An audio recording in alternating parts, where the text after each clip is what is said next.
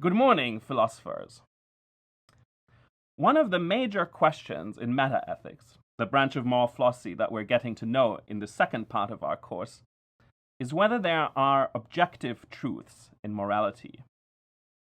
In today's lecture, we will look at one extremely important and historically very influential challenge to the idea of ethical objectivity, namely the family of views known as moral relativism.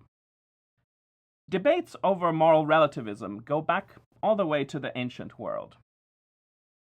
In his histories, the Greek historian Herodotus, dubbed by Cicero the father of history, recounts a story about Darius the Great, a king of ancient Persia. The Achaemenid Persian Empire at the time of Darius was vast, one of the largest land empires the world had seen up to that point. It included much of West Asia and parts of Central Asia, parts of the Caucasus and the Balkans, and the Black Sea coastal regions. Central Asia as far as the Indus Valley in the Far East, and portions of North and Northeast Africa, including Egypt and parts of modern-day Libya and Sudan. Its new capital city, Persepolis, built under Darius, was one of the most cosmopolitan places on earth, with emissaries and traders from all parts of the empire and beyond thronging its streets. King Darius was intrigued by the cultural diversity he encountered among the peoples of his empire. He had learned, for example, of a tribe of ancient India called the Calations, whose custom was to eat the bodies of their dead fathers. Darius's neighbors to the west, the ancient Greeks, of course did not do that. The Greeks practiced cremation and considered that the fitting and proper way to dispose of a dead body was on a funeral pyre. But Darius thought that a sophisticated citizen of the world, and even more so a ruler, must be aware of such differences between cultures. So, to impart this lesson, he one day asked some Greek emissaries who were present at his court how much he would have to pay them to eat the bodies of their fathers when they died. Now, as Darius had been expecting, the Greeks were taken aback by the question. They replied that no sum of money could persuade them to do such a terrible thing. Then Darius summoned some Calations, and while the Greeks listened through an interpreter, Darius asked them how much he would have to pay them to burn their dead fathers' bodies. The Calations shrank back in horror and told Darius not even to mention such a dreadful idea.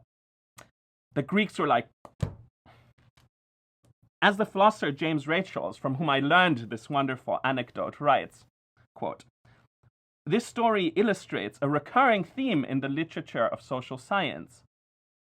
Different cultures have different moral codes. What is thought right within one group may be utterly abhorrent to the members of another group, and vice versa. Should we eat the bodies of the dead or burn them? If you are a Greek, one answer would seem obviously correct. But if you are a Calatian, the opposite would seem equally certain. Enlightened observers have been accustomed to the idea that conceptions of right and wrong differ between times and places. If we assume that our ideas of right and wrong will be shared by all peoples at all times, we are merely naive." End quote. Now, to many writers, the observation that different cultures have widely divergent moral codes has seemed to call into question the idea of objectivity in ethics. If different cultures disagree so radically in their views about morality, isn't it mere arrogance, mere parochialism to believe that our moral beliefs are objectively right? Indeed, is there really a way of judging the rightness or wrongness of a moral claim other than by reference to a specific cultural context in which it is made? Are we really to believe that there is some independent standard of right or wrong that would allow us to say, for instance, that Greek funeral practices are morally superior to those of the Calations? No, it seems like all there is are the customs and beliefs of different societies. These systems of custom and belief cannot themselves be said to be right or wrong, for that would presuppose the existence of some objective external standard. But no such standard seems to exist. Rather, what is morally right or wrong is a matter of local culture and custom. The American sociologist William Graham Sumner, in his book The Folkways, published in 1906, puts the point like this. The right way is the way which the ancestors used and which has been handed down. The tradition is its own warrant. It is not held subject to verification by experience. The notion of right is in the folkways. It is not outside of them, of independent origin and brought to test them.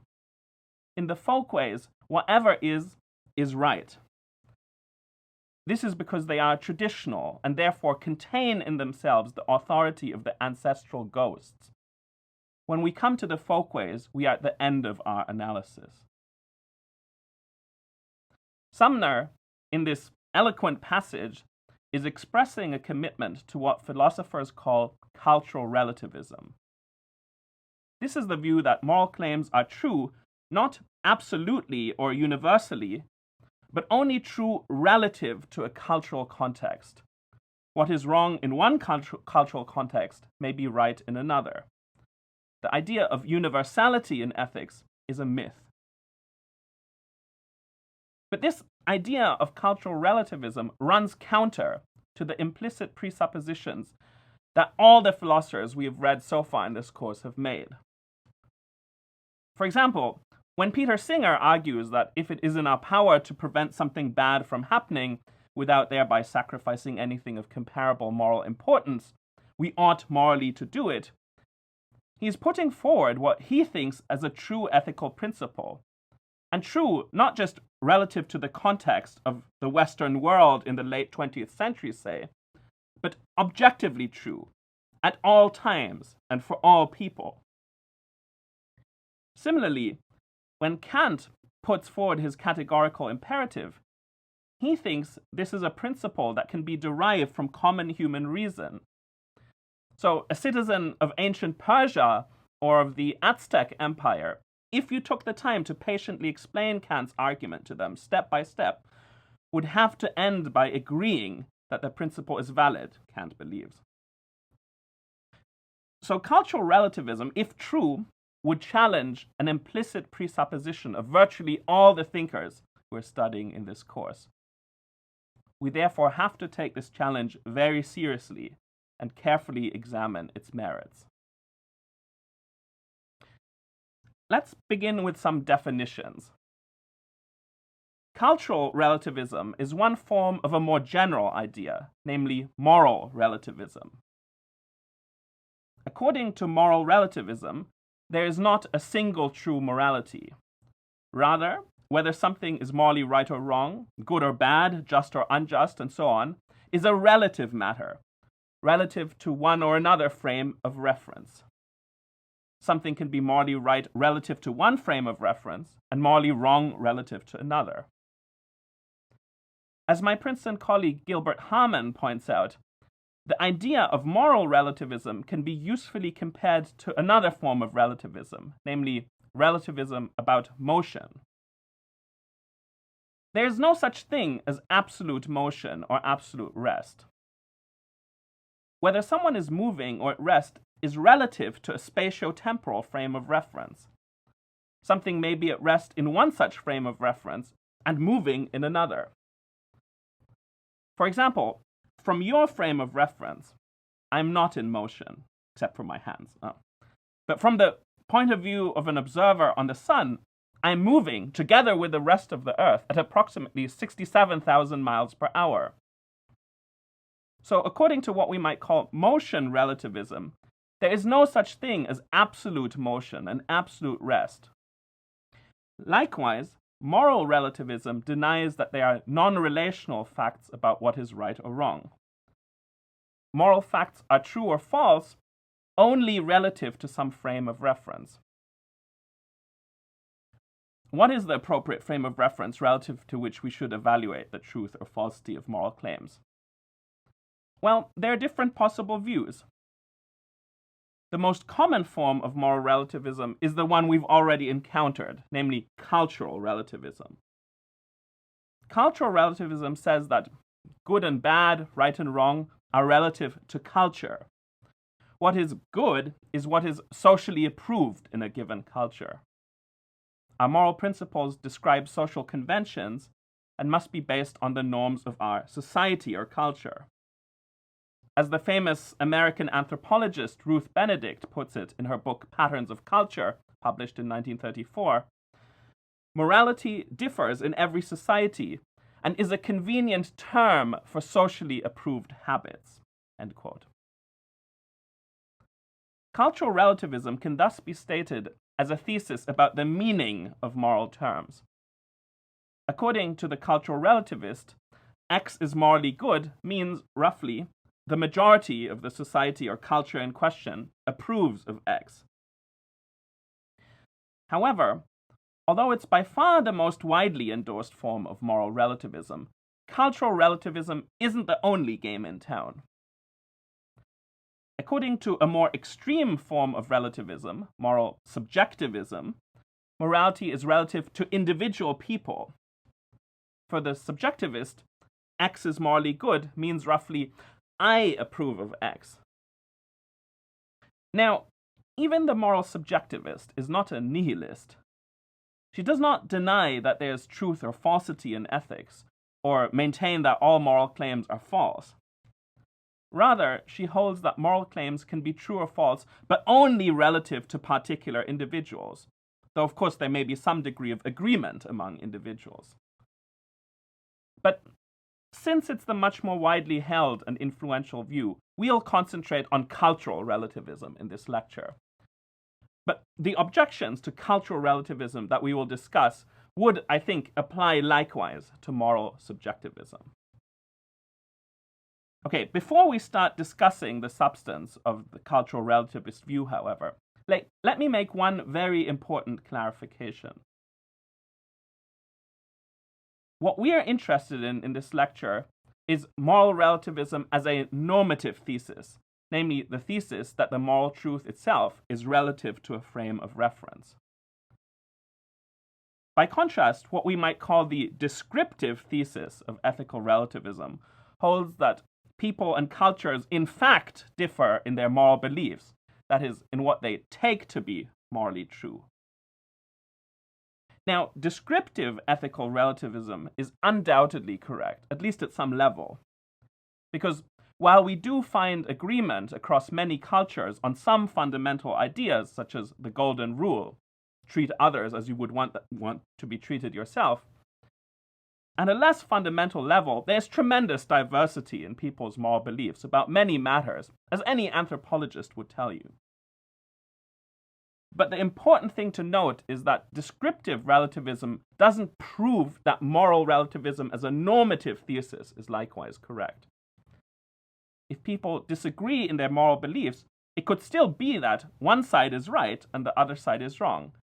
Just as scientific disagreement on some question, say the question, what caused the extinction of the dinosaurs? Was it an asteroid strike in the Yucatan Peninsula, or rather volcanic activity in the Deccan Traps of India? Such scientific disagreement doesn't mean that there isn't a true answer to this question, which one theory, but not the other, may capture. All right, so now that we're clear on what the thesis of cultural relativism says, let's ask ourselves, what are some of the considerations that might persuade someone to endorse the normative thesis of cultural relativism? In the assigned reading for today, Harry Gensler distinguishes three basic arguments. The first argument, which we'll call the cultural differences argument, points out that cultures can differ radically on moral issues like infanticide, polygamy, or women's rights. As Gensler states the argument, quote, when we speak of good or bad absolutely, we're just absolutizing the norms of our society and taking them to be objective facts. So in dealing with conflicting norms from another culture, we think that we're right and they're wrong. Believing in objective values is provincial and narrow-minded. Those who accept this myth of objectivity need to study anthropology or live for a time in another culture. Second, there's what Gensler calls the product of culture argument. It goes like this, and again I quote, "Societies create value systems and teach them to their members. We shudder at the idea of infanticide because we were taught to shudder. If we were brought up in ancient Rome, we'd think of infanticide as perfectly fine. Societies create different styles of clothing, different types of food, different ways of speaking, and different values. The clothing styles and the values of another culture aren't objectively right or wrong. They're just different." Third, there's what Gensler calls the no neutral standpoint argument. It points out that there's no neutral standpoint for arguing against another culture's values. As Gensler puts it, "Scientific issues can be decided by experiments. If someone thinks heavy objects fall faster than light ones, we can drop objects of different weights and see which ones hit the ground first. Moral issues aren't like this. When we argue about ethics, we just assume the values of our own culture. There's nothing objective here." End quote. Finally, we might also mention a fourth, let's call it the pragmatic argument, which stresses some of the benefits of adhering to cultural relativism. Embracing cultural relativism, this argument claims, fosters an attitude of tolerance. Once we realize that the other side isn't wrong, but just different, we'll realize that by criticizing them, we're really just imposing the standards of our society on theirs. Cultural relativists, the argument goes, are more accepting of other cultures, and that's a good thing. Despite these surface attractions of cultural relativism, however, you won't find many contemporary moral philosophers who embrace cultural relativism. That is because once we begin to examine its implications more closely, the view soon starts to seem rather less appealing. First, as Gensler argues in his chapter, if cultural relativism is true, then it seems that we lack a coherent basis for criticizing the prevalent moral norms of our own culture. But surely that's implausible. Our culture may be racist, misogynistic, or anti-Semitic. Surely it should be possible to coherently criticize the moral norms and prevalent moral beliefs of our own society. Okay, but so far I've just stated an allegation against cultural relativism. I haven't yet given you the reasoning that supports this allegation. That's because I want to give you a chance to work it out for yourselves. So why don't you pause the video and take a moment to try and answer this question. Why does Harry Gensler believe that, if the normative thesis of cultural relativism is true, then there is no coherent basis for criticizing the moral norms of our own culture? What's his reasoning? I'll wait for you.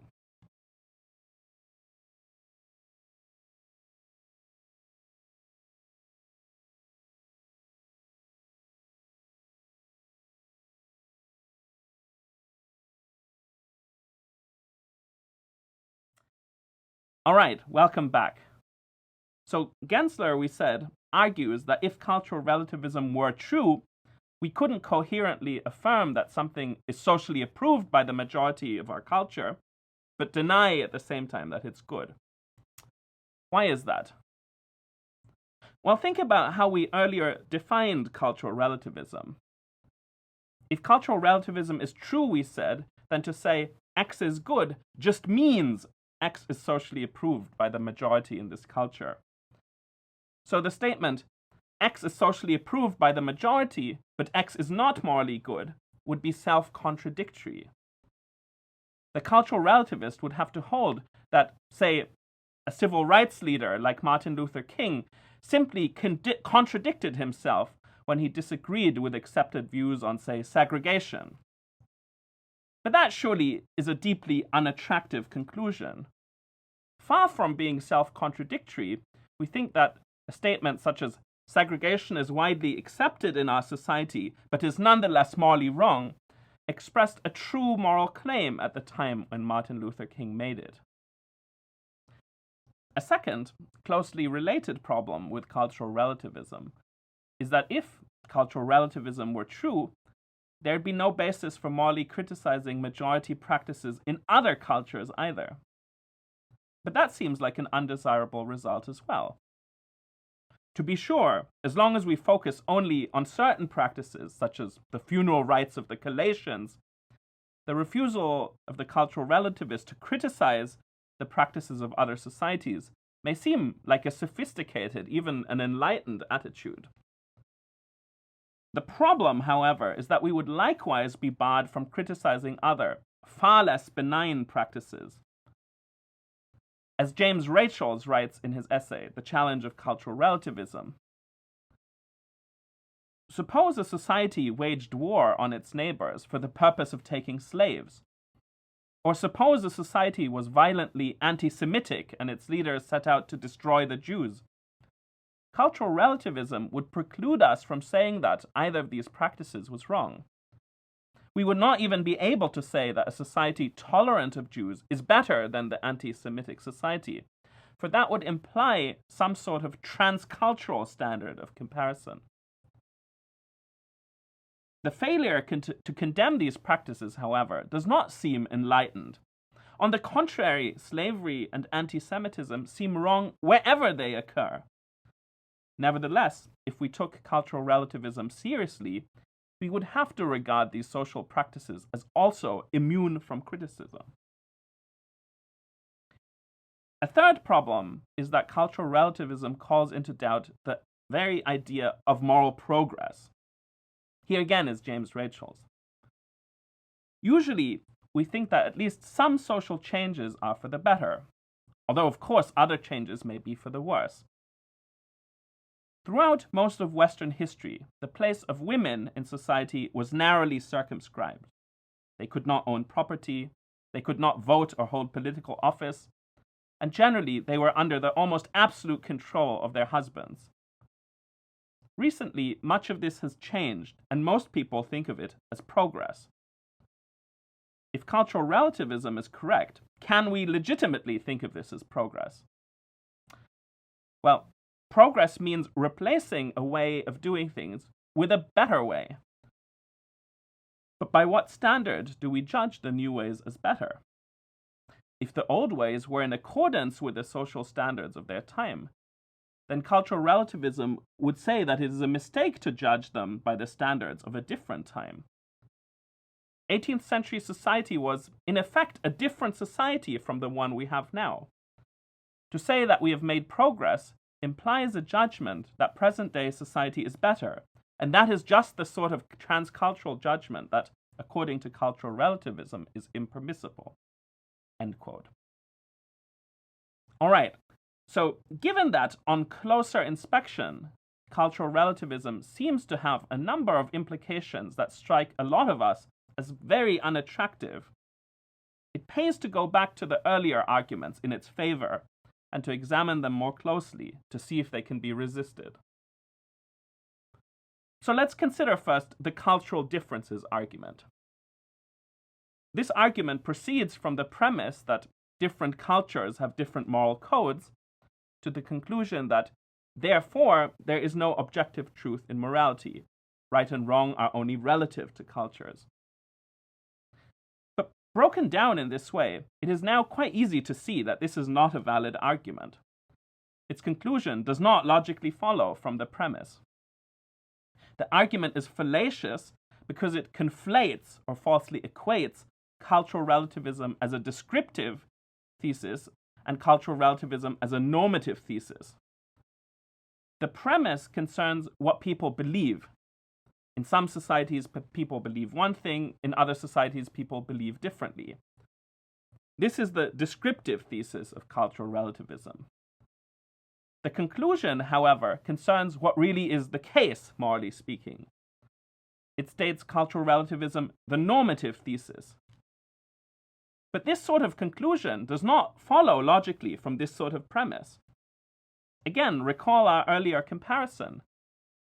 The existence of scientific disagreement about what caused the extinction of the dinosaurs is a disagreement in scientists' beliefs about this matter. But this in no way implies that there is in fact no fact of the matter about what actually caused the dinosaurs to go extinct. And that would be true even if these different scientific theories were endorsed by entire societies. Okay, let's look next at the product of culture argument. This argument can be broken down as follows. First premise: all moral beliefs are products of culture. Second premise: no products of culture express objective truths. Conclusion: therefore, no moral beliefs express objective truths. Now, unlike the cultural differences argument that we just looked at, this product of culture argument is logically valid. But is it also sound? As Gensler points out, both premises seem eminently debatable. So let's look first at premise 1. Are all our moral beliefs the products of culture? Well, that's highly controversial. Many psychologists believe that at least some of our moral intuitions are innate. And some moral philosophers, such as Immanuel Kant, believe that we can arrive at certain moral principles, such as his categorical imperative, on the basis of pure reason alone. So the first premise is at least highly debatable. However, where the argument really falls down is in its second premise. It's surely false to claim that no products of culture express objective truths. As Gensler points out, every book is a product of culture, and yet many books express some objective truths. Okay, so moving swiftly onwards, let's talk about the no neutral standpoint argument. Stated in premise-conclusion form, this argument runs as follows.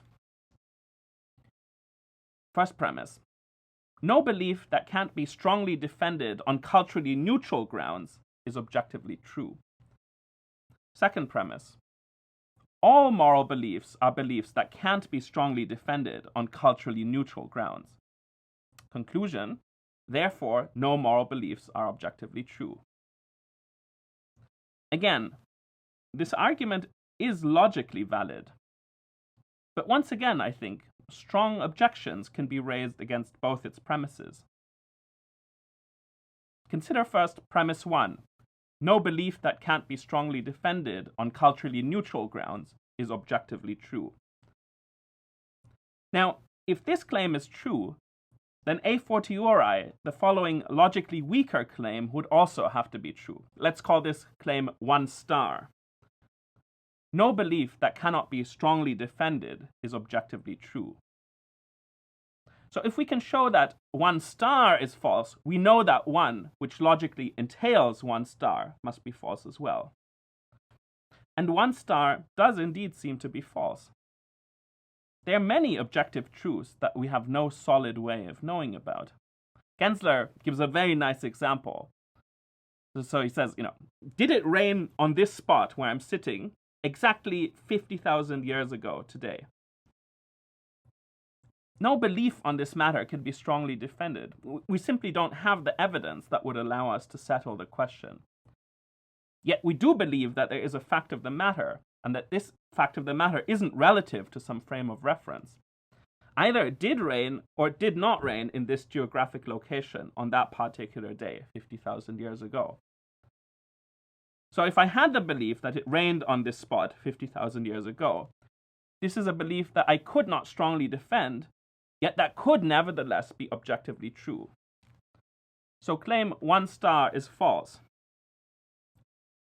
By the same token, there could be objective moral truths, even if we had no solid way to know them. What about premise 2? Is the only way to argue against an opponent's moral views to appeal to your own culturally conditioned moral beliefs, which she might not share if she's from a different cultural context? I think not. Indeed, the most effective way to engage someone in moral debate is often to point out tensions in the opponent's own ethical belief system. So, specific beliefs in other cultures can be often persuasively critiqued by pointing out that they are in tension with other commitments of members in that very society. Consider the example of the founders of the American Republic. The Declaration of Independence proclaims that all men are created equal and are endowed by their Creator with certain unalienable rights, that among these are life, liberty, and the pursuit of happiness. Yet, notoriously, the author of these words was himself a slaveholder, thereby denying to other human beings the very liberty, equality, and pursuit of happiness that his words so eloquently extolled. The internal contradiction in this stance is glaringly obvious. Jefferson's holding slaves was morally wrong by his own lights, and this hypocrisy could have been pointed out to him even by someone who did not share all of Jefferson's fundamental moral commitments. Finally, let's take another look at the pragmatic argument for cultural relativism. A big selling point of cultural relativism to many people is that it seems to go with a relaxed, tolerant, non-judgmental approach to other cultures or times. But is this actually the case? I think it's time for another thinking exercise. So consider the following argument, which might be made by a defender of cultural relativism. People who think they know the truth about morality tend to be insensitive to alternative ways. In fact, people have perpetrated horrible persecutions, wars, and genocide on other people and cultures in the name of objective moral truth. Therefore, we should be relativists in the name of tolerance. There are no objective moral truths, but everyone should be respectful and tolerant of other people and other cultures. My question to you is this a good argument? Does it succeed at establishing its conclusion? Please pause the video and take a few moments to think it over. I'll see you on the other side.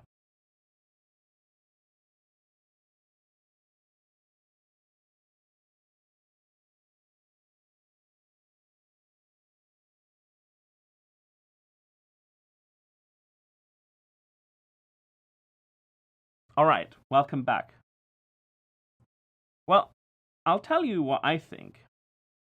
I think that although the sentiments underlying this argument are admirable for sure, as an argument, it fails miserably. The glaring problem with this argument is that it is self-contradictory. Everyone should be respectful and tolerant of other people.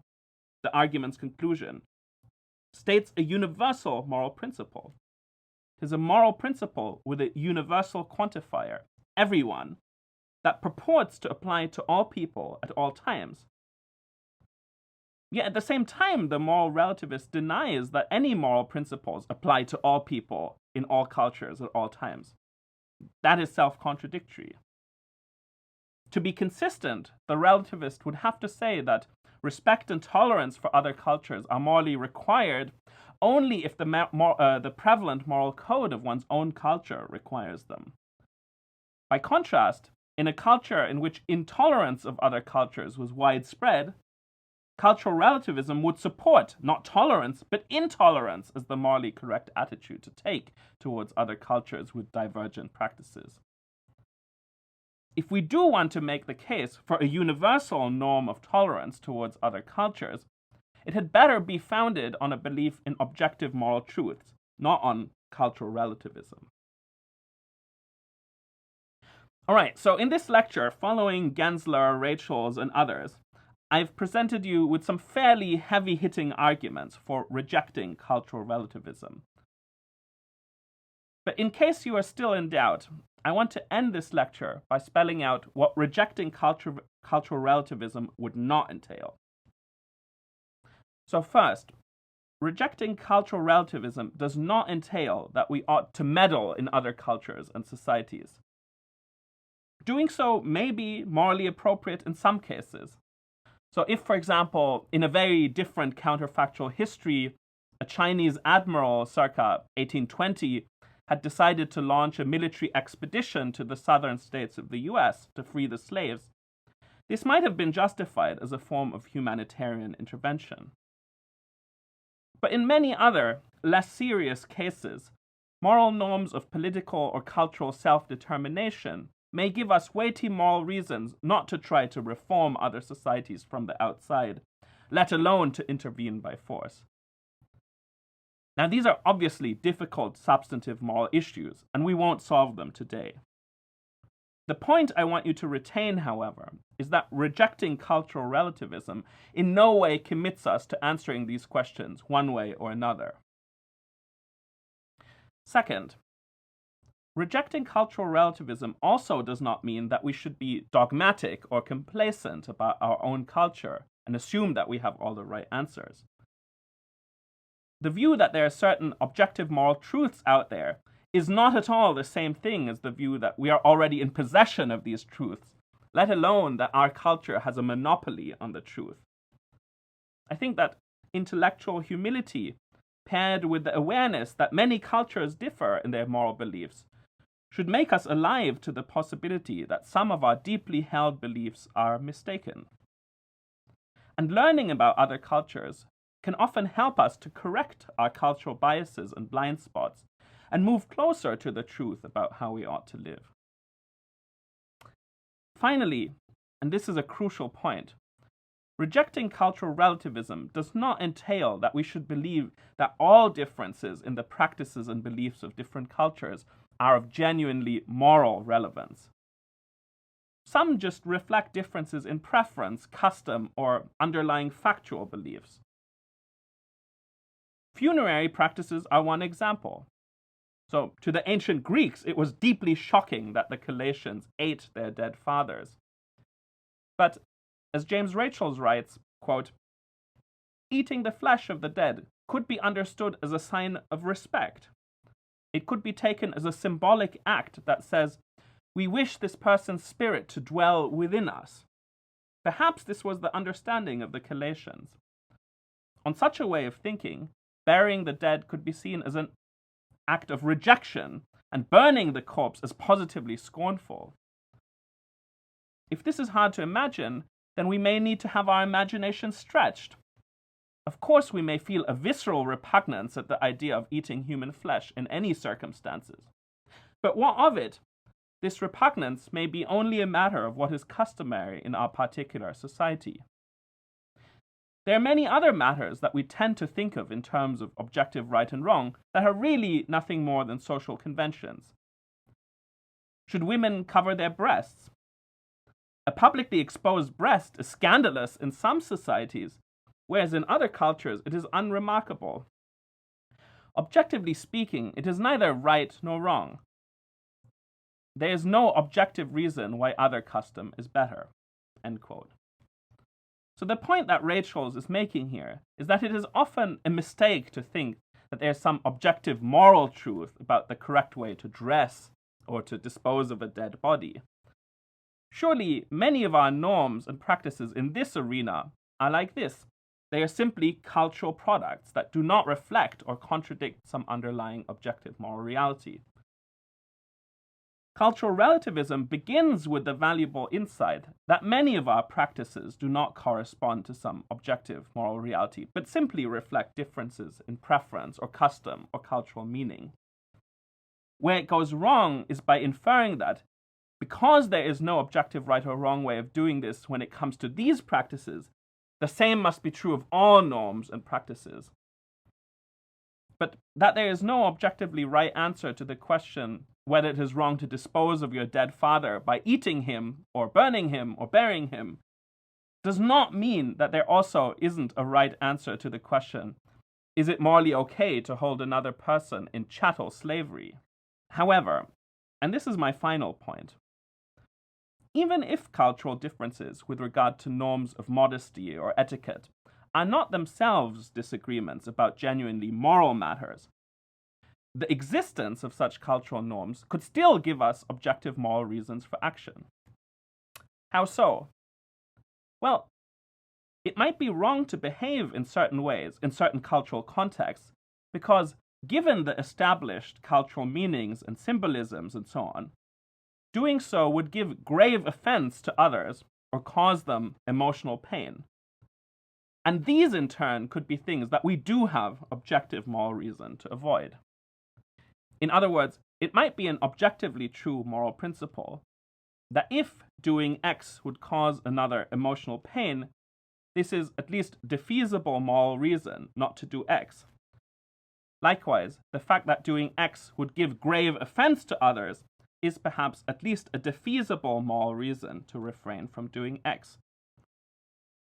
So, for example, even if we think that norms of modesty are simply cultural constructs that do not correspond to an objective moral truth, given the prevailing cultural context, you could still have strong moral reason not to show up naked at your grandmother's funeral.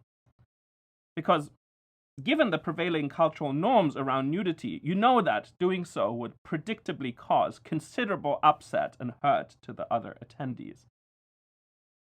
So, in this way, a universal moral principle to avoid giving offense or causing pain can recommend quite different behaviors in different cultural contexts, but without conceding the relativist central claim that morality itself is culturally relative.